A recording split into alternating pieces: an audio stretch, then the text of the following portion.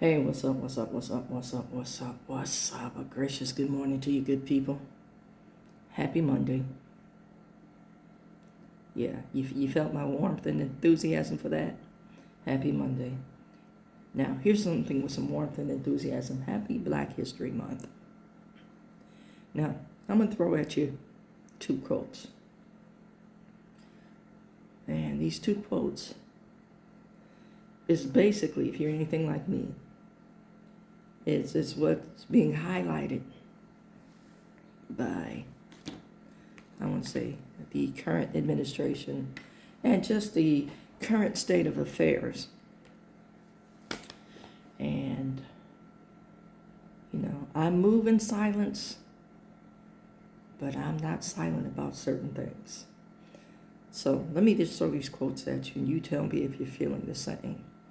And they're both by James Baldwin, one of my favorite authors. First quote is, "To be Negro in this country," see, I felt myself, his the way he enunciates words, "to be Negro in this country," you feel me. To be Negro in this country and to be relatively conscious is to be in rage almost all of the time. So that the first problem is how to control that rage so it won't destroy you. That part. That's why I have to move in silence. Because if I open my mouth on certain aspects, then I tap into fragility to the 10th power. And, people want to hold you accountable for their bullshit. And yes, I did say that. Okay, the second quote is, and this is what I'm wearing on my sweatshirt today: "To be African American is to be African without any memory and American without any privilege." That part. I want you to think about that. African without any memory. And we're still being told to get over it. Okay, let's talk about a couple of things. Now, this quote applies to African Americans in a very real way, but it also applies to Native Americans. Okay? I want you to think about things like the Carlisle School, where it's just forced assimilation, this stripping of culture, denial of language. Now, each level of immigrant, or each wave of immigrant, each nationality had some form or another of forced assimilation, forced acculturation, but not to the extent of the African.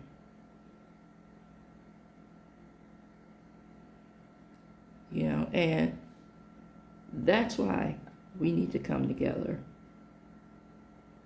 and work on lines of communication. That's why we need to come together and form a cooperative. And I want to say, wake up to the fact that a lot of things that we embrace, a lot of things that our parents taught us, was rooted in that forced assimilation process. Wake up. Wake up. Wake up. Now, I'm going to tell you, my rage was awakened this past week, And I'm not going to let it go because it spoke volumes. Someone that I know, that I'm familiar with, that's in my presence on a regular basis, black woman, was threatened by something in the environment, trying to be as vague as possible without, having to justify what I'm speaking.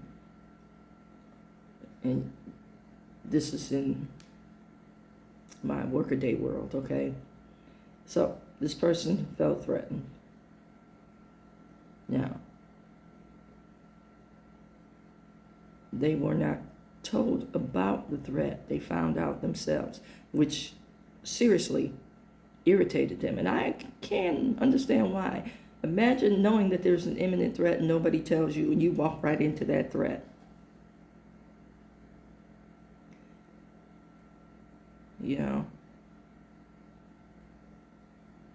So that was the situation. They voiced their upset.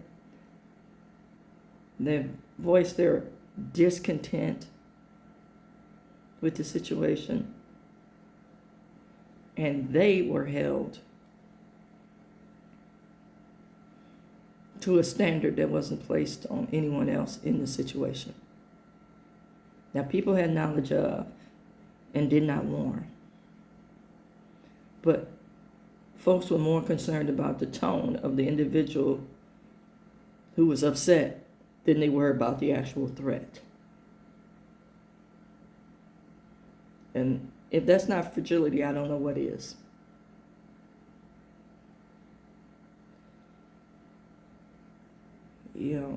Black Lives Matter is not a slogan to me. I don't know about anybody else, but it's not a slogan just to be chanted. It's an anthem. Here I am. Recognize me. Here I am. I need you to pump your brakes on trying to strip me of my humanity and my rights.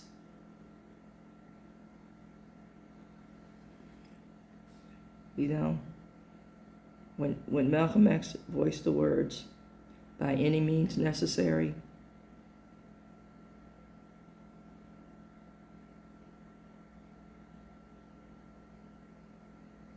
mine is verbal, mine is to move in silence, mine is to protect myself at all times. And it's a damn shame that most people have to live that way because nobody else will cover them, because Black Lives Matter is a slogan.